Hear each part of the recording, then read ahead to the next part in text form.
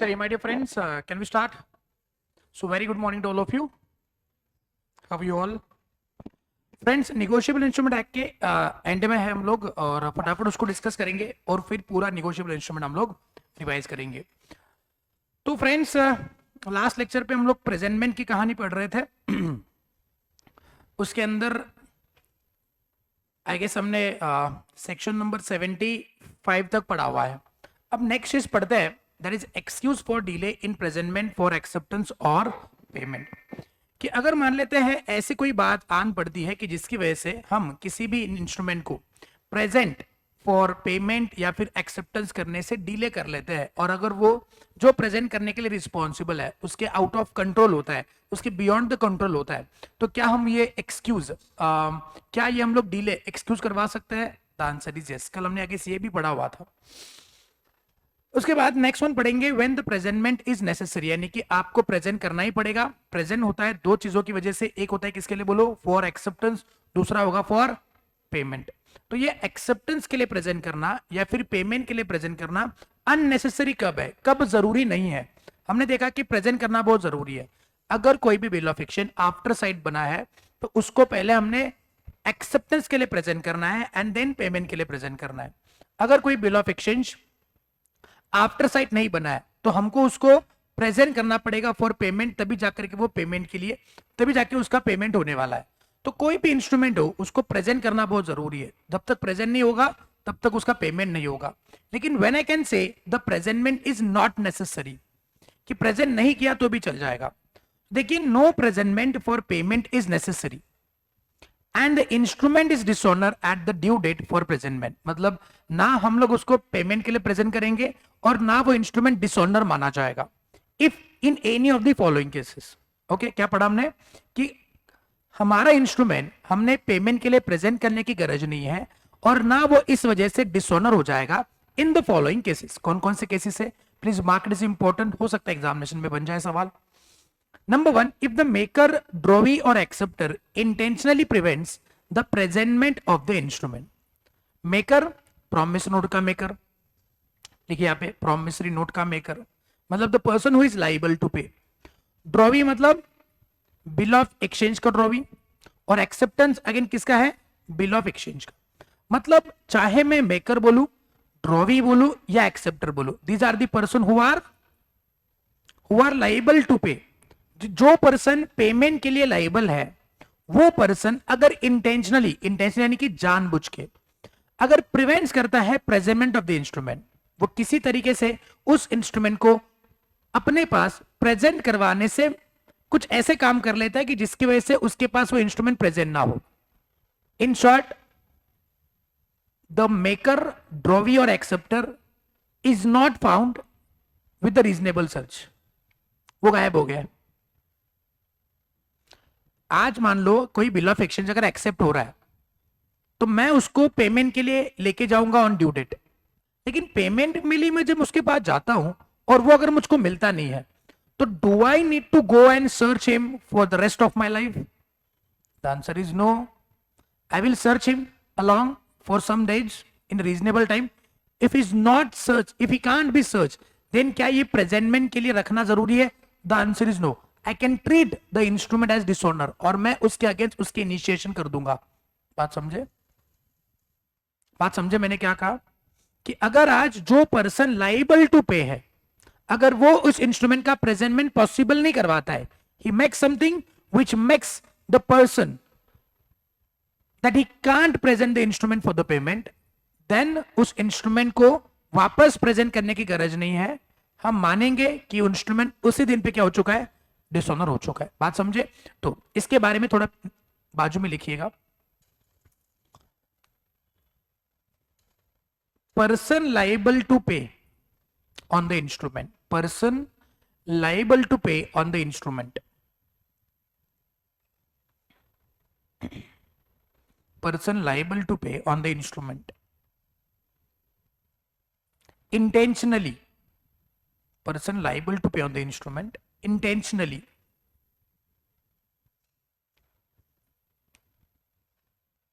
prevents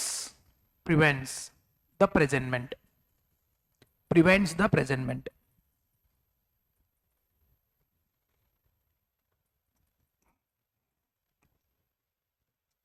okay, ये होगी पहली बात जहां पे आपको वापस उसको प्रेजेंट करने की गरज नहीं है। दूसरी बात, इंस्ट्रूमेंट जो है वो उसके बिजनेस प्लेस पे पेएबल है और उसने अपना बिजनेस प्लेस उस दिन पे बंद रखा हुआ है। वेरी गुड, तुम आओ, मैं दुकान बंद करके रखता हूं। एक तो मैं खुद छुप जाऊंगा या मेरा दुकान ही बंद कर दूंगा, खुद छुप जाऊंगा या फिर दुकान ही बंद करूंगा। तो बताओ, अगर उस प्लेस पे पेएबल है और वो प्लेस ही बंद है तो मैं कहां जाऊं पेमेंट मांगने के लिए? तो मैं क्या उसी दिन पे ट्रीट करूंगा कि इंस्ट्रूमेंट डिसऑनर हो चुका है bye non payment? Isn't it? Because I can't present. सही की गलत? Next one. If the instrument being payable at some other specified place, neither he nor any person authorized to pay attends at such place during the usual business hour. उसने कहा कि मैं किसी और place पे पे करूंगा, किसी और जगह पे पेएबल है, उसके ऑफिस पे पेएबल नहीं, किसी और जगह पे पेएबल ना, वो आया है ना उसका एजेंट आया है टू मेक द पेमेंट। उसने कहा कि एक काम करते हैं, हम लोग 31 मार्च को होटल ताज में मिलेंगे, वहां पे मैं पे कर दूंगा। इंस्ट्रूमेंट पे लिखा है पेएबल एट होटल ताज। ना होटल ताज में ना वो आया है ना उसका एजेंट आया टू एंड उसका पेमेंट आया है। तो बताएंगे क्या मुझको वापस किसी और होटल में ओबेरॉय में जाकर के बैठना पड़ेगा? बोले ताज में नहीं, ओबेरॉय में होगा, बाजू में है ना ताज की ओबेरॉय, तो मैं ओबेरॉय में जाके बैठूंगा। नहीं भैया, ऐसा नहीं होता है। तुमको अगर बोला है कि किसी स्पेसिफाइड प्लेस पे आकर के पेमेंट मिलेगा, मैं अगर उस स्पेसिफाइड प्लेस पे आया हूं और ना ड्रॉवी आया है, ना मेकर आया है, ना एक्सेप्टर आया है, ना उसका एजेंट आया, तो मैं मानूंगा इंस्ट्रूमेंट क्या हो चुका है? डिसऑनर हो चुका है। And next one, if the instrument not being payable at a specified place, he cannot be after due search be found. मतलब किसी जगह पे पेएबल नहीं है, ना उसके ऑफिस में पेएबल है, ना किसी पर्टिकुलर स्पेस पे पेएबल है और वो मिल भी नहीं रहा है, तो उस केस में मेरे को इंस्ट्रूमेंट वापस प्रेजेंट करने की गरज नहीं है। तो ये चार केसेस हमने क्या समझे कि इंस्ट्रूमेंट को प्रेजेंट करने की गरज नहीं है, इंस्ट्रूमेंट क्या हो जाएगा? डिसऑनर हो जाएगा। कब कब? Number one, intentionally prevents the presentment of the instrument. मतलब the person who is liable to pay prevents the other party to make the presentment to him. Number two, अगर वो इंस्ट्रूमेंट कहां पेएबल है? किसी बिजनेस प्लेस पे payable है और वो बिजनेस प्लेस बंद है। नंबर थ्री, बिजनेस प्लेस को छोड़कर किसी और प्लेस पे पेएबल है और वहां पे ना वो आया ना उसका एजेंट आया। और चौथा, ही is not found after the reasonable search. 4 point याद रखना है, हो सकता है एग्जामिनेशन में आ जाए। क्या कहा हमने कि इंस्ट्रूमेंट कब प्रेजेंट करना जरूरी नहीं है? कब प्रेजेंट करना जरूरी नहीं है? Number one, intentionally prevents the presentment. Number two, payable at a business place is close. Number three, payable at the other place, no one present at the other place. No one यानी कि ना वो person who is liable to pay, ना उसका agent. And number four, he is not found after the reasonable search. याद हो जाएगा? Next one. As against any party sought to be charged with if he has engaged to pay notwithstanding the no's presentment. अब देखिए, अगर मान लो instrument payable है 2 months after the date और अगर किसी ने 1 महीने के अंदर ही आपका पेमेंट कर दिया, तो क्या ड्यू डेट पे वापस बिल लेके जाओगे? जूते नहीं पड़ेंगे। अगर पेमेंट हो चुका है तो प्रेजेंटमेंट करने की गरज नहीं है। तो once the payment has been made, no need to present it for payment.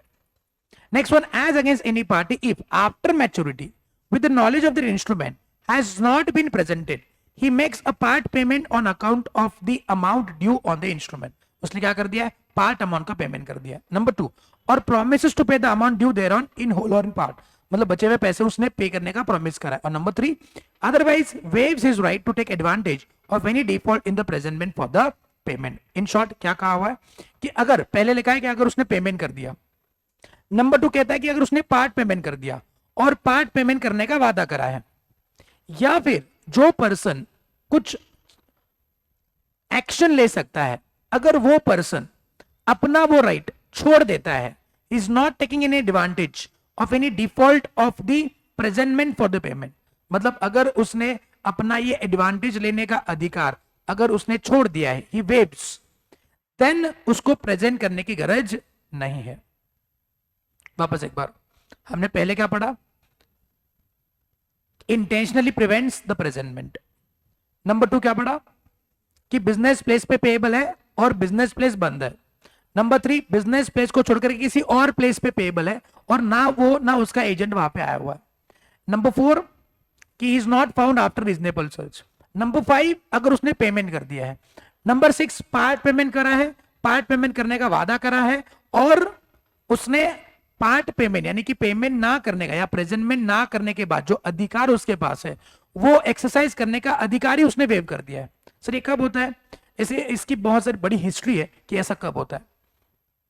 बहुत सारे एंडोर्समेंट्स होते हैं, जैसे कि बिल ऑफ एक्सचेंज मैंने बनाया, आपको दिया, एक्सेप्ट करके मेरे पास आया, अब मैं आगे एंडोर्स करता हूं।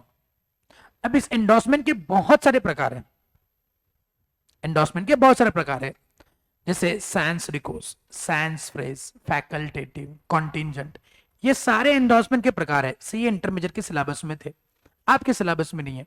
उन सारे एंडोर्समेंट में एक एंडोर्समेंट आता है फैकल्टेटिव एंडोर्समेंट। क्या नाम है? Facultative. What is facultative endorsement? उसके अंदर जो एंडोर्स करने वाला पर्सन है वो बताता है कि कल जाकर के अगर कोई इंस्ट्रूमेंट डिसऑनर हुआ तो मेरे को नोटिस ऑफ डिसऑनर देने की गरज नहीं है ना। जैसे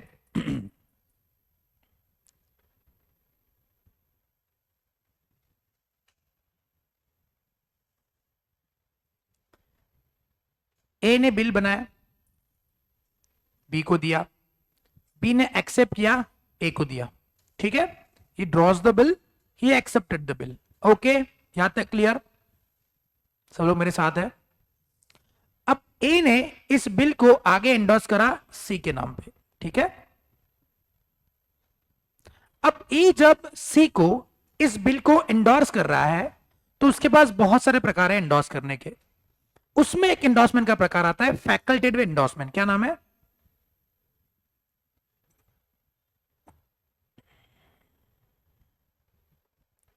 फैकल्टेटिव एंडोर्समेंट।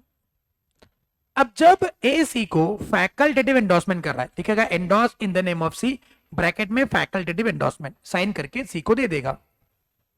अब ये फैकल्टेटिव एंडोर्समेंट करने का इंपैक्ट क्या है? फैकल्टेटिव एंडोर्समेंट मतलब आज ए सी को बोल रहा है कि अगर कल जाकर के तुम इस बिल को प्रेजेंट करोगे फॉर पेमेंट, किसके पास? बी के पास। और बी अगर इस बात को, इस बिल को डिसऑनर करता है बाय नॉन पेमेंट, तो रूल ये कहता है कि पहले सी ने ए को नोटिस भेजना है कि देखो आपका बिल जो आपने मुझको एंडोर्स करा था वो डिसऑनर हो चुका है। लगेज ए के ऊपर केस फाइल नहीं कर सकता है, ए को पता भी तो चले कि मैंने जो एंडोर्स करके बिल दिया था वो डिसऑनर हो चुका है। सही ना? लॉजिकल है ना? अगर आप ही ए हो तो आप जानना नहीं चाहोगे कि बिल डिसऑनर क्यों हुआ है। तो आज सी ने ए को एक नोटिस भेजनी है कि देखो भैया आपने जो इंस्ट्रूमेंट दिया था वो डिसऑनर हो चुका है and please make the arrangement for the payment. लगे डिसऑनर हो गया, उसके घर पे जाके बैठ गया, धनाजीराव मुर्दाबाद, मालिक शाही मुर्दाबाद, क्या चल रहा है? बोलो तो सही, उसको सुनने का मौका तो दो उसको। तो नोटिस भेजेगा। अब ए सी को क्या कह रहा है कि मैं इस नोटिस रिसीव करने का जो मेरा अधिकार है ना उसका, वो मैं छोड़ रहा हूं। जा सिमरन जी ले अपनी जिंदगी, अपना अधिकार छोड़ रहा है कि नहीं? आज सी ए को बिल बी ने डिसऑनर करने के बाद नोटिस नहीं देगा, डायरेक्ट ए से पेमेंट मांगेगा कि मेरे को पेमेंट करो, आपका बिल डिसऑनर हो चुका है। लेकिन उसके दरवाजे पे जाके बैठ जाएगा, और अगर ए ने पेमेंट नहीं करा तो डायरेक्ट केस फाइल करेगा। आई बात समझ में? आई बात समझ में? सर ए ऐसा क्यों करेगा? उसको विश्वास है बिल बी पेमेंट करेगा, विश्वास है रे। आज अगर इस बिल को सी ने डी के पास एंडोर्स करा, डी ई के पास एंडोर्स करेगा, और ई अगर बी के पास पेमेंट मांगने जाएगा और बी ने इसका डिसऑनर कर दिया, तो क्या ई ने ए को नोटिस ऑफ डिसऑनर देना है? The answer is no, because ये एंडोर्समेंट क्या है? फैकल्टेटिव एंडोर्समेंट है। हाँ, लेकिन डी ने ई को फैकल्टेटिव एंडोर्समेंट नहीं करा है। मैं आपको इंटर की कहानी बता रहा हूं सर, ऑलरेडी फाउंडेशन में इतना सब कुछ है, वो दिमाग में नहीं बैठ रहा। आप कहां इंटर की बातें बता रहे हो? थोड़ा लॉजिक। आज डी ने ई को फैकल्टेटिव एंडोर्समेंट नहीं करा, नॉर्मल एंडोर्समेंट करा है। ई ए के पास जाएगा पेमेंट मांगने के लिए, ओके, तो क्या उसने नोटिस देनी है? नहीं। लेकिन अगर ई डी से पैसे रिकवर करने की कोशिश कर रहा है तो बताएंगे क्या डी को नोटिस देना जरूरी है? The answer is yes. यहाँ पे बस ए ने अपना वो अधिकार छोड़ा है, तो यहाँ पे ए लिखा है। Otherwise waves is right to take an advantage for any default of the presentment of the payment. आई बात समझ में? वो अपना अधिकार छोड़ रहा है, तो उसमें प्रेजेंटमेंट करने की गरज नहीं है, बिल डिसऑनर माना जाएगा। झेप लगा? वापस एक बार सारी बातें एक साथ पढ़ेंगे, एक साथ याद करेंगे। मैंने आपसे कहा कि प्रेजेंटमेंट करना जरूरी कब नहीं है। Number 1, intentionally prevents for presentment. Number 2, business place पे करना है, बिजनेस प्लेस बंद है। नंबर 3, किसी और प्लेस पे करना है और कोई प्रेजेंट नहीं रहा है। Number 4, he is not found after reasonable, वो मिल नहीं रहा है। नंबर 5, पेमेंट कर दिया। नंबर 6, पार्ट पेमेंट करा और पार्ट पेमेंट करने का वादा करा, and he is waiving is right on account of non presentment for payment. मतलब पेमेंट के लिए प्रेजेंट ना करने के बाद जो अधिकार उसके पास आने वाला है वो उसने छोड़ दिए। याद हो जाएगी? याद हो जाएगी क्या? Next one, as against the drawer if the drawer could not suffer the damage from the want of such presentment. मतलब ड्रॉवर जो है, ड्रॉवर बिल ऑफ एक्सचेंज का ड्रॉवर, अरे श्योर? ड्रॉवर मतलब जो पर्सन पेमेंट रिसीव करने के लिए रिस्पॉन्स एलिजिबल है। आज अगर ये प्रेजेंटमेंट ना करने की वजह से ड्रॉवर को कोई नुकसान नहीं होता, is not suffering any kind of damage, तो फिर यहां पे प्रेजेंटमेंट करने की कोई गरज ही नहीं। हाँ, प्रेजेंटमेंट नहीं करेगा तो उसको नुकसान होगा ना।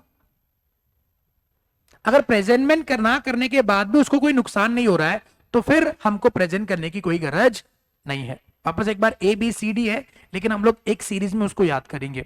सब लोग मेरे साथ है? मैंने बात करी क्या कि प्रेजेंटमेंट करना जरूरी क्यों नहीं है। Presentment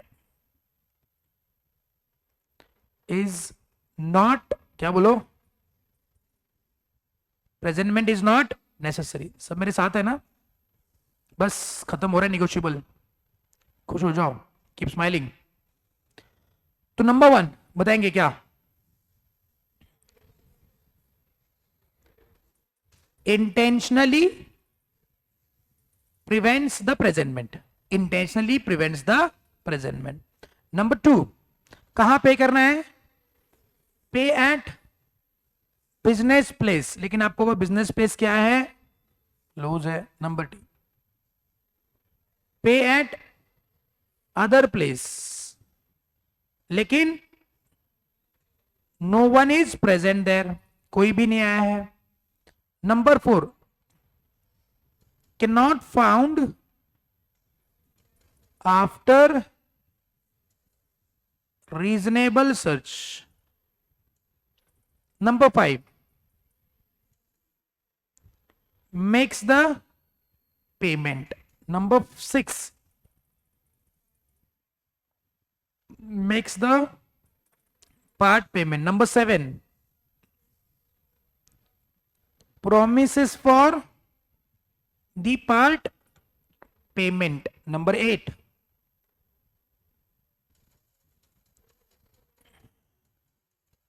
waives his right. And number 9,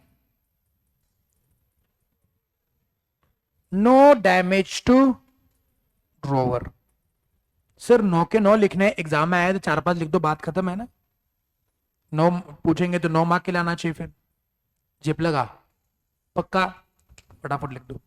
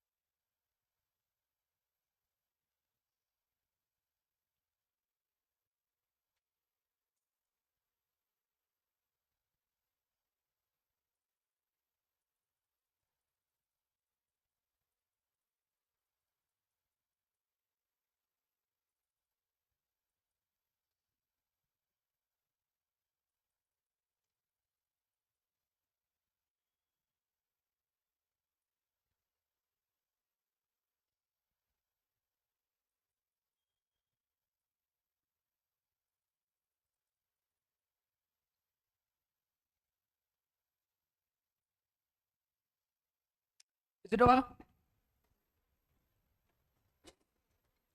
आगे बढ़ सकते हैं क्या?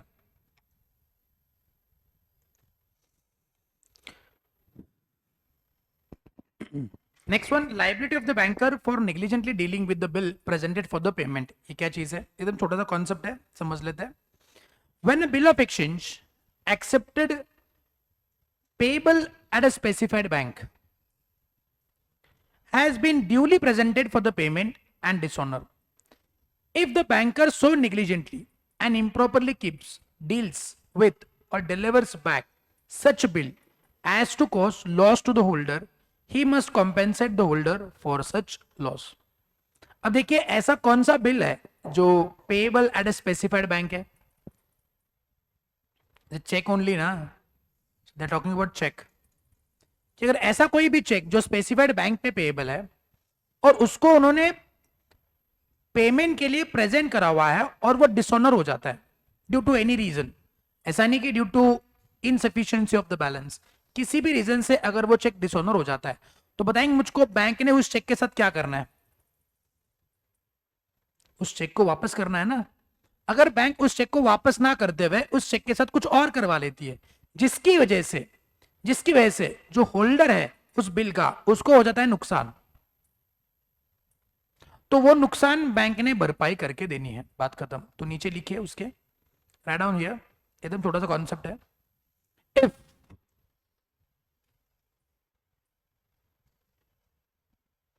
if bank if bank deals with the check which is dishonored, if bank deals with the check which is dishonored,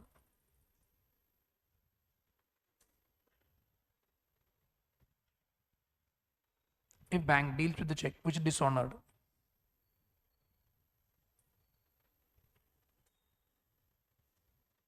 comma, and loss occurs to the holder, and loss occurs to the holder,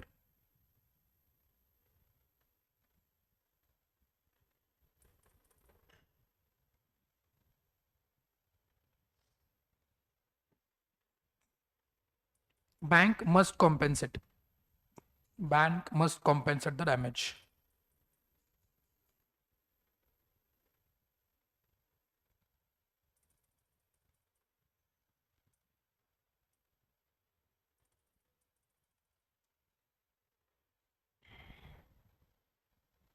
is it over? चलिए next part पढ़ते, that is rules of compensation. The compensation payable in case of dishonour of promise note, bill of exchange और check. कोई भी instrument अगर dishonour होता है तो compensation कितना देना है, किसको देना है? By any party liable to the holder और the endorsee shall be determined by the following rules. The holder is entitled to the amount due upon the instrument together with the expenses properly incurred in presenting, noting and protesting it. What do you mean by this? जैसे मान लो यहाँ पे कोई bill बना दिया है,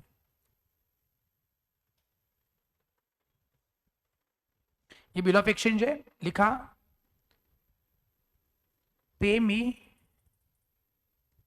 और my order sum of rupees 2 lakh, sign कर दिया, स्टैंप लगा दिया।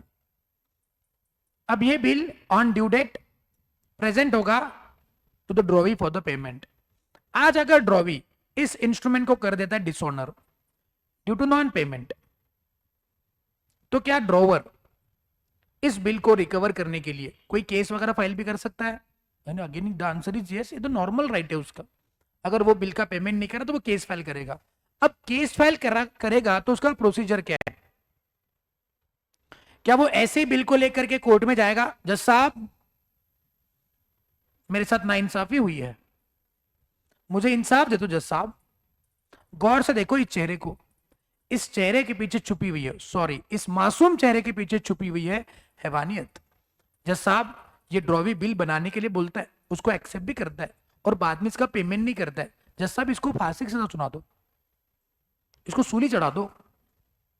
जज साहब बोले बेटा बिल ऐसे लेके नहीं आते। क्या सबूत है कि तुमने इसको प्रेजेंट करा था फॉर पेमेंट और उसने डिसऑनर करा, हो गई पंचायत। साला एक तो बिल मैंने प्रेजेंट भी करा था, पेमेंट उसने नहीं करा,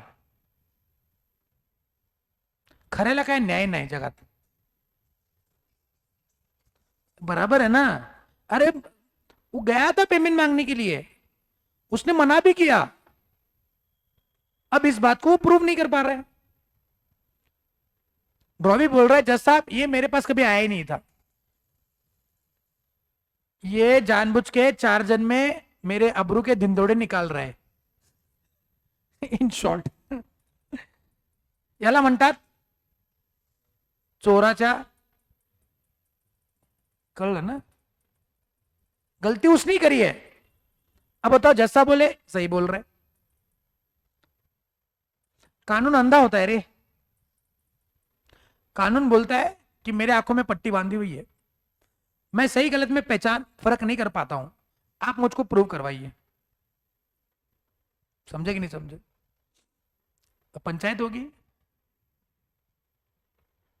अगर उसने, आज तारीख है 2 मार्च, अगर उसने 2 मार्च का लेक्चर मेरा देखा होता तो प्रोबेबली उसके साथ ये घटना नहीं होती, इस दुविधा में वो नहीं आता। उसने क्या करना चाहिए था, उसने इस बिल को लेकर के एक नोटरी पब्लिक के पास जाना होता। किसके पास?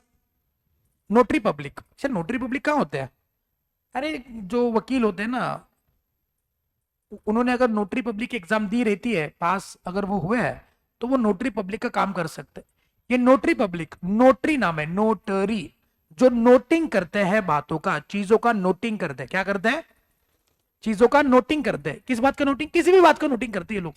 आपने कभी देखा है कि कुछ दस्तावेज होते हैं जिसपे रेड कलर के कुछ स्टैंपिंग विम्पिंग लगते हैं, कुछ ऐसे स्टिकर टाइप होता है जो उसके बीच में लगे हुए रहते हैं, और नीचे भी एक रेड कलर का ऐसा स्क्वायर का एक स्टैंप लगता है, उस पर डेट वगैरह लिखी जाती है, कुछ लोग साइन करते हैं। सो व्हाट इज एग्जैक्टली, तो वो है नोटरी पब्लिक का स्टैंप। मतलब नोटरी पब्लिक ने इस बात का नोटिंग अपने रिकॉर्ड में कर दिया है। उसके पास एक बड़ा सा रजिस्टर होता है, वो क्या करता है, जिस डॉक्यूमेंट को उसने नोटरी करा हुआ है उन सारे डॉक्यूमेंट्स का नोटिंग अपने रजिस्टर में करवाता है। अब इसके क्या इंपैक्ट है सर? जब भी कोई डॉक्यूमेंट कोर्ट में एज ए एविडेंस हाजिर करना होता है तो उसको पहले ऑथेंटिकेट करके लेना पड़ता है। Court is not the institute, the authority to authenticate your document, you should get authenticate and then present into the court. Document की बात कर रहा हूं मैं। तो आज मैं ये बिल जज साहब के सामने रख रहा हूं और कह रहा हूं जज साहब ये इंस्ट्रूमेंट हो चुका है डिसऑनर। क्या सबूत है कि इंस्ट्रूमेंट डिसऑनर हुआ है? क्या सबूत है कि तुमने उसको प्रेजेंट करा था? तो हमने पहले उसको नोटरी पब्लिक के पास लेके जाना है। नोटरी पब्लिक क्या करेगा? पहली चीज उसको वापस प्रेजेंट करेगा फॉर पेमेंट। उसको भी कहा पता है कि तुमने प्रेजेंट करा था। सही भी हो सकता है ये कि आपने प्रेजेंट नहीं करा हो, ऐसे ही किसी किसी का नाम बदनाम करने के लिए आपने ये काम करा हो। तो नोटरी पब्लिक पहले काम करेगा, इस बिल को वापस प्रेजेंट करेगा फॉर पेमेंट। आपने तो करा था, नोटरी पब्लिक वापस करेगा। और अगर उस टाइम पे भी डिसऑनर हुआ तो नोटरी पब्लिक अब इस इवेंट को अपने रिकॉर्ड में नोट कर लेगा कि इस बिल को पहले ड्रॉवर ने प्रेजेंट करा था फॉर पेमेंट, वो डिसऑनर हुआ। उसके बाद मैंने, नोटरी पब्लिक ने उसको इस दिन पे प्रेजेंट करा था, ये वापस हो गया dishonour. Now I can say the bill is dishonour by the way of non payment.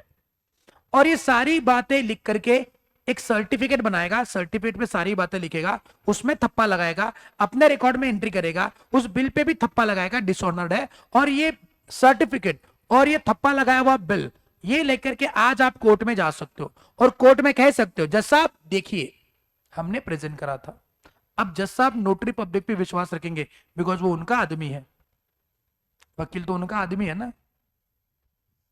अरे कि नहीं, जज साहब तुम्हारे पे विश्वास नहीं करेंगे, तुम्हारी शक्ल देख करके तुम पे विश्वास ना करे कोई। मतलब जज साहब ऐसे सोचते हैं। जज साहब को उनके लोगों पे भरोसा है, जज साहब को आपके लोग आप पे भरोसा नहीं है, आप कुछ भी कर सकते हो। कहते हैं हम लोग अच्छे आदमी हैं, हम लोग सयाने आदमी हैं, हम कभी ऐसा बुरा भला काम नहीं करते। लेकिन दुनिया में ऐसे बुरे भले काम करने वाले भी तो लोग हैं। तो जज साहब किसी पे विश्वास नहीं रखते, कानून की आंखों में पट्टी बांधी हुई है, कानून बोलता है मैं किसी पे भरोसा नहीं करता भाई, तुम जाओ एविडेंस लेके आओ। तो मैं एविडेंस लेके आया। अब जो सर्टिफिकेट मुझको मिलता है ना, कान खुले सबके, ये जो सर्टिफिकेट मिलता है ना, इसको बोलते हैं प्रोटेस्टिंग सर्टिफिकेट। क्या बोलते हैं? जोर से बोलो। हो सकता है कि इंटरव्यू में वगैरह सवाल पूछ ले सीए बनने के बाद। कोई मान लो बैंक में नौकरी करने के लिए जाने वाला है, हो सकता है बहुत सारे हमारे क्लास के बच्चे जो सीए बने वो बैंक में नौकरी करते हैं, प्रोबेबली हो सकता है कि आपको ये सवाल ही पूछ ले एग्जामिनेशन में, इंटरव्यू में। या किसी इंडस्ट्री में काम करने चले गए as a finance officer, chief financial officer, तो you know all the finance and all, तो these are the instrument which comes under the purview of the finance ना, so they can ask you the question about it. बताओ ये protesting certificate क्या होता है? फिर क्या बोलेंगे? मला क्या माहित नहीं। Very good, congratulation. बाहर कैसे जाओगे डिस्कस करें? प्रोटेस्टिंग सर्टिफिकेट के बारे में जानकर नहीं रखता बच्चा, सी बन गया ना लायक। तो प्रोटेस्टिंग सर्टिफिकेट क्या होता है? जो जिसपे ऐसे सर्टिफिकेट जो नोटरी पब्लिक इशू करता है, जिसपे बिल या कोई भी इंस्ट्रूमेंट जो जो निगोशिएबल इंस्ट्रूमेंट है उसके डिसऑनर की सारी बातें लिखी जाती है। बात समझे? यूजुअली ये बिल और प्रॉमिसरी नोट के लिए अप्लाई करता है, चेक के लिए अप्लाई नहीं करता है। क्यों? बिकॉज बैंक के थ्रू ही उसको हमने क्या करा है, प्रेजेंट करा था, तो इट हैज गॉट ऑथेंटिकेटेड। लेकिन हाँ, हमने उसका पेमेंट के लिए भी नोटिस भेजना है अलग से, लेकिन उसमें नोटिंग की गरज नहीं है, प्रोटेस्टिंग की गरज नहीं होती है। चेक में, बिल और प्रॉमिस नोट में गरज होती है, बिकॉज बैंक के द्वारा इशू हुआ है तो ये ऑथेंटिकेटेड ही है। अब कोर्ट बैंक पे भरोसा नहीं रखेगा, पागल हो गया जज साहब, चला बैंक पे भरोसा नहीं रख रही है। ये क्या बात बन गई? समझे कि नहीं समझे? तो ये प्रोटेस्टिंग सर्टिफिकेट लेके जाने का, ये डिसऑनर हुआ बिल, अपना टूटा हुआ दिल, और ये प्रोटेस्टिंग सर्टिफिकेट सब लेकर के जज साहब के सामने खड़े होने का। जज साहब अब तो विश्वास करोगे? जज साहब बोले हाँ। आता कैसे है ना? अभी जज साहब बोलेंगे नलायक है, पेमेंट नहीं करता है। अब एक बात बताओ मुझको, 2 लाख का रिकवरी करना था, कितने का रिकवरी करना था? बिल किसने डिसऑनर करा? ड्रॉ भी नहीं करा। अब ये नोटरी पब्लिक का अपना मेवना है जो फोकट में काम करेगा, कुछ पैसा लगेगा। नोटरी पब्लिक में ये सब काम करने के लिए 5,000 रुपए, कितना? तो बताइए 5,000 रुपए किसके पॉकेट से जाएंगे? ड्रॉवर के पॉकेट से जाएंगे। तो आज ड्रॉवी से कितना रिकवरी हो पाएगा? 2 लाख के 2,05,000। गलती तुम्हारी है, तुम्हारे वजह से हुआ, तो यहाँ पे यही लिखा हुआ है। अब ये सेंटेंस डिस्कस करने के लिए इतना सारा स्टोरी बताना पड़ा, इसलिए मैंने कहा कि इंस्टीट्यूट को भी बहुत काम करना है इस नए सिलेबस को ड्राफ्ट करने के लिए। एक तो ये बातें निकाल दो, या फिर इसके आजू बाजू की जो बातें वो भी डाल दो। पढ़ाने वाले को दिक्कत होती है ना भाई, मैं अगर यही पढ़ा के निकल गया तो तुमको 1 घंटा समझेगा। नहीं कैन रिकवर द प्रोटेस्ट, ये प्रोटेस्टिंग क्या होता है भाई, इसको समझाना पड़ेगा ना। ये नोटिंग क्या होता है? What is noting? Noting is noting into the records of notary regarding the facts of dishonour. Oh, facts of dishonour, समझे? कौन से फैक्ट्स? अरे कौन से facts? Facts of dishonour note करना मतलब नोटिंग, और ये नोटिंग करके एक सर्टिफिकेट बना के देना, उसको बोलते हैं प्रोटेस्टिंग। ये दोनों बातें लेके जाने का किसके पास? जब तक ये सर्टिफिकेट नहीं मिलता प्रोटेस्ट वाला, तब तक आप कोर्ट में इस बात की हाजिरी नहीं लगा सकते। क्लियर है? तो आपको बिल का अमाउंट तो मिलेगा, साथ साथ ये जो एक्सपेंसेस हुए हैं नोटिंग प्रोटेस्टिंग के, वो एक्सपेंसेस भी आपको मिल जाएंगे। क्लियर? छिपया गया? नेक्स्ट, अब और क्या क्या मिलेगा? When the person charged reside at a place different from that at which the instrument was payable, the holder is entitled to receive such sum at the current rate of exchange between the two places. मतलब अगर आपका bill payable है in the foreign exchange, समझे? India का कोई person है, drawer, drawee है बाहर का, और आपने वहां पे बिल पेमेंट करा, बिल बनाया हुआ है, पेबल इन फॉरेन एक्सचेंज। आज मैंने बिल बनाया, आज तारीख क्या है, 2 मार्च 2024। आज मैंने बिल बनाया $1000, आज का रेट मान लो 85 rupees, payable 2 months after the date. उस टाइम पे 89 रुपीज डॉलर का रेट है, तो बताएंगे कितना मिलेगा, 89,000 और 85,000।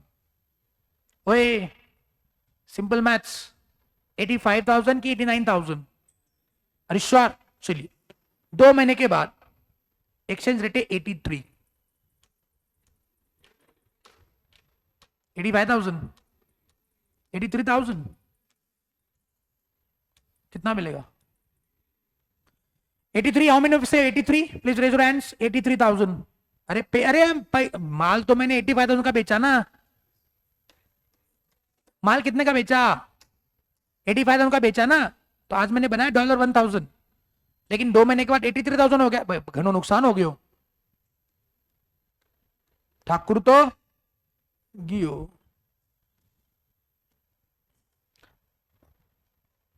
अरे 2,000 का नुकसान हो गयो ना, तो बोले 85,000 ही चाहिए मुझको, कितना मिलेगा, 89,000 माँ खुश होकर के ले रहे 89,000, 4,000 का प्रॉफिट।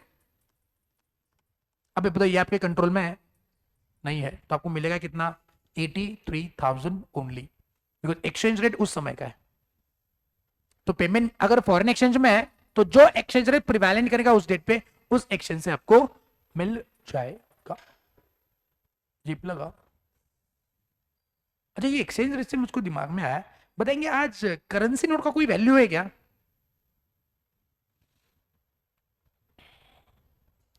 करेंसी नोट का कोई वैल्यू है क्या।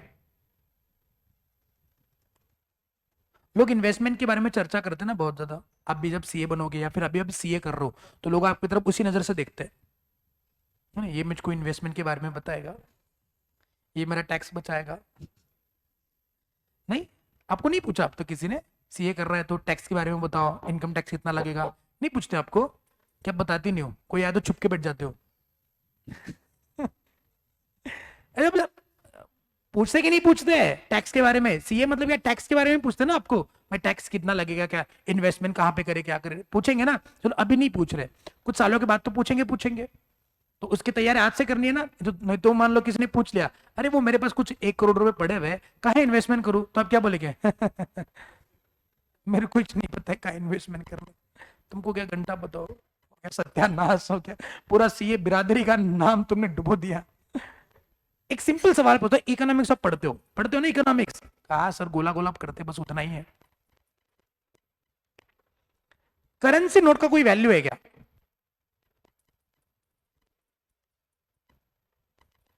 करेंसी नोट का कोई वैल्यू है। अच्छा सवाल मैंने थोड़ा पेचीदा पूछ लिया तरीके से, मैं थोड़ा सिंप्लीफाइड वे में पूछता हूं, 100 रुपए आज, उसका वैल्यू 100 रुपए अगले साल, कम होगा कि बढ़ेगा।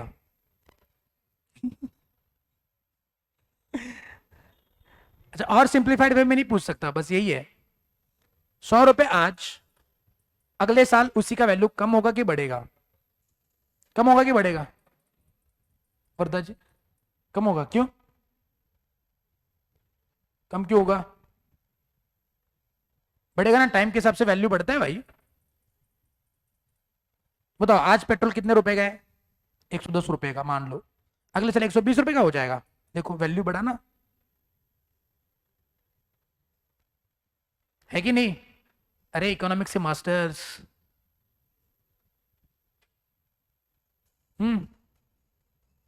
मोइन भाई,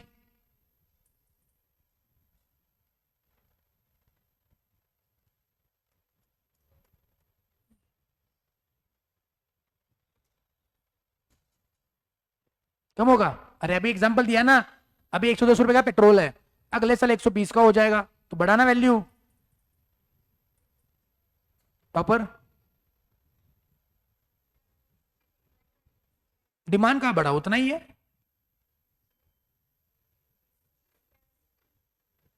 कहाँ स्कैर्सिटी, बहुत तेल है अपने पास, गल्फ में चाहिए पता चल जाएगा, 1 सेकंड में कितना पेट्रोल बनाते हैं दिखना है आपको, पागल हो जाओगे देख करके, 1 सेकेंड में कितना पेट्रोल बनाते वो। वही अमीर नहीं है वो लोग, बहुत पेट्रोल है अभी। घुमाओ तुम गाड़ी, लोग बोलते पेट्रोल बचाओ पेट्रोल बचाओ, क्यों बचाना है? अरे इंसान का दिमाग किस लिए बना हुआ है? पेट्रोल खत्म हो कुछ और बना देंगे। 100 साल के पहले, 150-200 साल पहले पेट्रोल था क्या? नहीं था। पेट्रोल बना है ना, तो आगे भी कुछ बना ही लेंगे। ये क्या हम लोगों को बनाते, क्या बनाते अभी आप सोच लो। साला डर डर के जीना है क्या? नहीं पेट्रोल डीजल बचाओ ये बचाओ, अरे तुम घुमाओ भाई कर लेंगे कुछ ना कुछ तो इंतजाम। इंसान इतना होशियार प्राणी है, बोलते हैं तो कुछ ना कुछ जुगाड़ कर लो ना, कुछ नया बनाओ। अभी इलेक्ट्रिक व्हीकल आ गया, अभी और कुछ फ्लेक्स फ्यूल आएगा। आपको पता है ब्राजील एक कंट्री है जिसमें पूरा पूरा कंट्री इथेनॉल पे चलता है, 100% इथेनॉल। वैसे इंडिया में पेट्रोल में इथेनॉल मिक्स करना इलीगल है, कुछ सर्टेन परसेंटेज है जो हम लोग उसमें डाल सकते हैं। ब्राजील में पूरा कंट्री इथेनॉल पे चलता है, बताओ 100% ethanol, no petrol no diesel. Brazil एक ऐसी पहली कंट्री है जिसने पेट्रोल डीजल इंपोर्ट करना, क्रूड ऑयल इंपोर्ट करना बंद ही कर दिया। हाँ बाकी चीजों के लिए लगता है, उसके लिए वो करते हैं, लेकिन व्हीकल्स में no petrol no diesel, only ethanol. हो सकता है इंडिया में आगे जाके हो जाए। इथेनॉल, इथेनॉल किससे बनता है? शुगर केन से बनता है। एवढा ऊस लावलाय कशाला अरे इकडे बघितलं ऊस तिकडे बघितलं ऊस, कशाला लावलाय? समझे ना? ये क्या है, जो जो ऑयल बनाने वाली कंपनीज वगैरह है ना, इनका भारी नुकसान हो जाएगा। इसलिए अभी भी इथेनॉल पे कंट्री शिफ्ट नहीं हुई है। लेकिन क्या होता है जब सही में गरज होगी, सारी बातें बंद ही हो गई है ना। अब हौले हौले देखो रिलायंस पेट्रोकेमिकल से हट हट करके कुछ और नए नए बिजनेस कर रहा है, इंटरनेट लॉन्च कर दिया और कुछ नए नए बिजनेस कर रहे हैं। तो हौले हौले फेज मैनर में उनको नुकसान ना हो, इस तरीके से सरकार अपनी डिसीजन लेता है। तो हौले हौले पेट्रोकेमिकल्स कम करके कोई और बिजनेस कर देंगे। हो सकता है कि रिलायंस अभी इथेनॉल में शिफ्ट हो जाए, अपना सारा बिजनेस हो सकता है। तुम चलाओ भाई, हाँ पैसे होने चाहिए उसके लिए। पेट्रोल बहुत महंगा आता है। हाँ जी, तो मैं क्या बात कर रहा था, 110 का पेट्रोल। हाँ जी, हाँ कोई बोल रहे हैं यहाँ पे इन्फ्लेशन, इन्फ्लेशन से वैल्यू कम होता है। मैंने सुना इन्फ्लेशन बढ़ता है, कम होती है, कम होती है। तो बताइए मुझको, आज इन्वेस्टमेंट करना है तो करेंसी में इन्वेस्ट करना अच्छी बात है कि कमोडिटीज में इन्वेस्ट करना अच्छी बात है? कमोडिटीज ना, बिकॉज कमोडिटी की वैल्यू बढ़ती है, करेंसी की वैल्यू, जैसे कि गोल्ड है सिल्वर है। हाँ ऑर्नामेंट्स की बात नहीं कर रहा हूं मैं, लड़कियां खुश होगी और गोल्ड सिल्वर अच्छी बात है, ऑर्नामेंट की बात नहीं कर रहा हूं मैं बात कर रहा हूं कमोडिटी। गोल्ड, ये कुछ भी कमोडिटी है जिसका वैल्यू अप्रिशिएट होने वाला है, उसमें इन्वेस्ट करना बहुत जरूरी है। करेंसी का वैल्यू नहीं बढ़ता है, करेंसी का वैल्यू होले होले कम ही होता है, कमोडिटी की वैल्यू बढ़ती है। आज मान लो आपने 100 रुपए का गोल्ड लिया, 100 रुपए का गोल्ड लिया, या फिर आपके पास 100 रुपए कैश में है। अगले साल गोल्ड का वैल्यू बढ़ेगा और 100 रुपए का वैल्यू कम होएगा। तो इन्वेस्टमेंट कहां करना है? कमोडिटी में करना है। तो कमोडिटी इज द थिंग जो आपका पैसा बना के देगी। करेंसी में investment is no of use. बात समझे? करेंसी का वैल्यू हमेशा कम ही होते जाएगा। बात समझे? ये एक्सचेंज से बात निकली तो मेरे दिमाग में आ गया। चलिए, तो पहली बात समझे क्या कि आपको बिल का पेमेंट मिलेगा, साथ साथ उसके नोटिंग का प्रोटेस्टिंग का पैसा भी मिलेगा। नंबर 2, एक्सचेंज रेट में अगर पैसा आना है फॉरेन एक्सचेंज में, तो आपको जिस रेट पे एक्सचेंज, जो रेट वहां पे प्रिवेलेंट होगा जिस दिन पे, उसी रेट से आपको मिलेगा, चाहे फायदा हो चाहे नुकसान हो। Next, endorser who being liable has paid the amount due on the same is entitled to the amount so paid with the interest of 18% per annum from the date of payment until the tender or realization thereof together with all expenses caused by dishonor and the payment। कि आज अगर मान लेते हैं dishonour हो चुका है bill, तो डिसऑनर से लेकर के ड्यू डेट से लेकर के जिस दिन पे पेमेंट करोगे आपको कितना परसेंट इंटरेस्ट मिलेगा? 18% पर annum का इंटरेस्ट मिलेगा। पहला क्या क्या मिलेगा? बिल की अमाउंट मिलेगी, एक्सपेंसेस मिलेंगे नोटिंग प्रोटेस्टिंग के। नंबर 2, एक्सचेंज रेट में अगर पेमेंट होना है फॉरेन एक्सचेंज में, तो जिस दिन का एक्सचेंज रेट एप्लीकेबल है उसी एक्सचेंज रेट से मिलेगा। नंबर 3, अगर डिसऑनर हो चुका है नॉन पेमेंट से, तो जिस दिन पेमेंट मिलेगा उस दिन तक आपको कितना इंटरेस्ट मिलेगा? 18% पर एनम के हिसाब से इंटरेस्ट मिल जाएगा। Next one, when a person charged and such endorser resides at a different place, The endorser is entitled to receive such a sum at the current exchange rate between the two places. तो again वही बात कर रहे हैं exchange rate के हिसाब से, जिस दिन पेमेंट जिस कंट्री का वो बिल है जो चार्ज रिकवरी कर रहा है उस एक्सचेंज रेट से आपको पैसा मिल जाएगा. And last one, the party entitled to compensate may draw a bill upon the other party liable to compensate him payable at sight or on demand for the amount due to him together with all expenses properly incurred by him. Such bill must be accompanied by the instrument dishonor and protest thereof. If such bill is dishonor, the party dishonoring the same is liable to make compensation thereof in the same manner as in case of a original bill. कोई बताएगा मुझको क्या लिखा है? बहुत मजेदार बात है,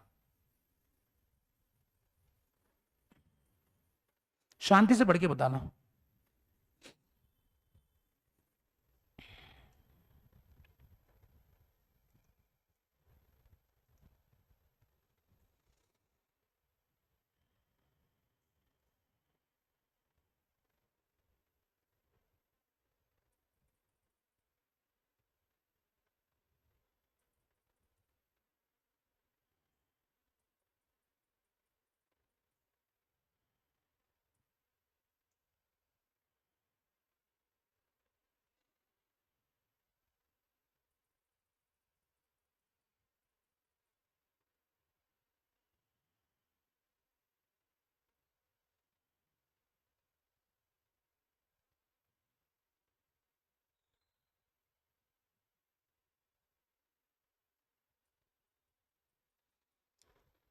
हाँ जी,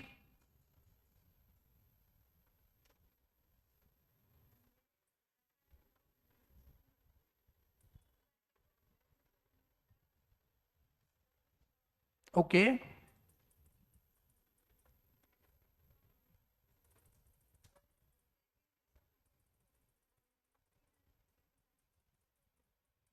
वेरी गुड. तो क्या हो रहा है, मान लो ये बिल है 2 लाख रुपए का, और अगर ये बिल मैंने कर दिया डिसऑनर, इसका खर्चा आ गया 5,000 रुपए. आज मेरे पास ना 2 लाख रुपए देने के लिए है ना 5,000 देने के लिए है, तो मैंने क्या करा, मैंने बोला कि काम करता हूं मैं 2,05,000 का एक नया बिल बनाता हूं.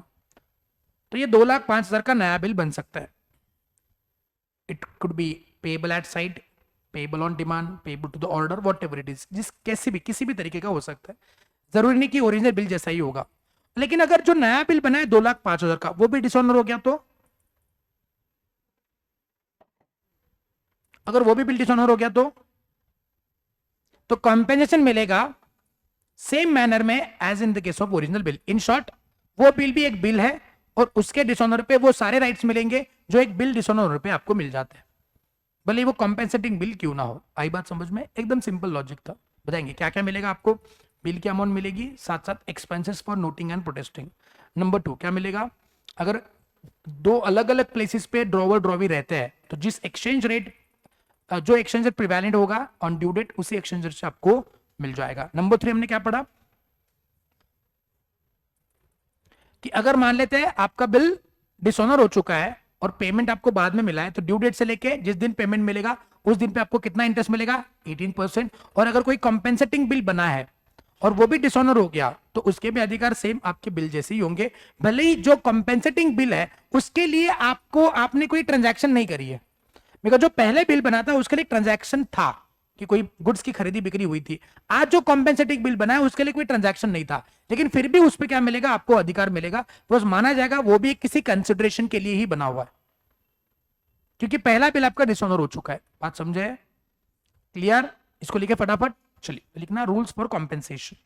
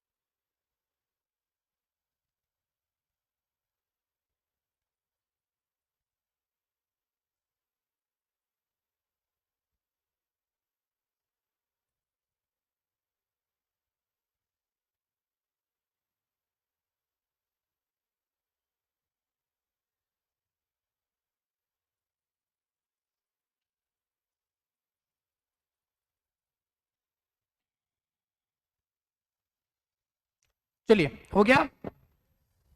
अब इस एक्ट के अंदर दो छोटी छोटी बातें पेंडिंग है, उसको खत्म करके हमारा ये निगोशिएबल इंस्ट्रूमेंट खत्म हो जाएगा।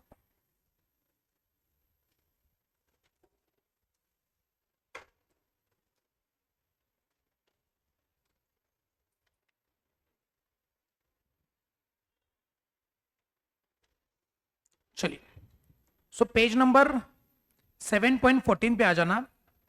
दो टॉपिक पेंडिंग है, पहला incoherent instrument and ambiguous instrument, and next one holder and holder in due course. See friends, एक एक लाइन में holder and holder due course define करा हुआ है, तो मेरे हिसाब से इंस्टीट्यूट इस पे ज्यादा समय नहीं देंगे। सी ये इंटरमीडिएट में जब मैं पढ़ाता था तो holder and holder in due course का टॉपिक पढ़ाने के लिए मुझको लगभग 3 घंटे का एक लेक्चर लग जाता था कि what do mean by holder and holder in due course. तो उतना डीप में मैं फाउंडेशन पे नहीं पढ़ाऊंगा, बिकॉज अगर इतनी छोटी लाइनों में उन्होंने लिख करके छोड़ दिया है तो मैं नहीं सोचता हूँ कि इस पे इंस्टीट्यूट थोड़े ज़्यादा समय दे करके आपको उस पर टेस्ट करे। तो बस एक सिंपल लाइन में सिंप्लीफाइड मैनर में आपको ये दो कॉन्सेप्ट बताता हूँ। होल्डर क्या होता है, होल्डर इन ड्यू कोर्स क्या होता है, समझिए। अगर आप समझ पाए पहले एक्सप्लेनेशन में तो ठीक बात है, नहीं समझ पाए तो क्या करना है, यू नो क्या करना है, क्या करना है, ओ को देखना है। चलिए ध्यान देंगे सब लोग, मैं वापस नहीं बताऊंगा, वापस नहीं दोहराऊंगा। तो बात करते हैं holder and holder in due course, उसको कॉमनली एचडीसी बोलते हैं। क्या बोलते हैं, holder and holder in due course, HDC.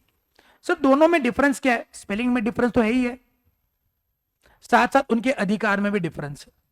Sir holder किसको कहते हैं, होल्डर इन ड्यू कोर्स किसको कहते हैं, एक एग्जांपल से समझा लेता हूं, बाकी बहुत सारे और भी एग्जांपल, बहुत सारे और पैरामीटर्स है समझने के, बस हम नहीं समझेंगे इसको।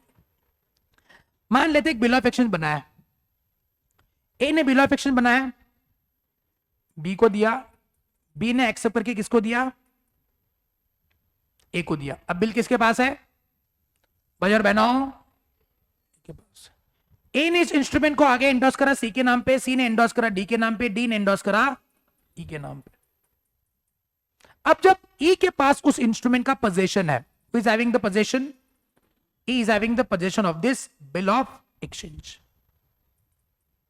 अगर डी ने ई को एंडोर्स करने के टाइम पे, कान खुले सबके, अगर आज डी ने ई को एंडोर्स करने के टाइम पे अगर 3 क्राइटेरिया सेटिस्फाई हो जाते हैं तो ई को हम होल्डर इन ड्यू कोर्स कहेंगे, अदरवाइज वो बस एक होल्डर कहा जाएगा।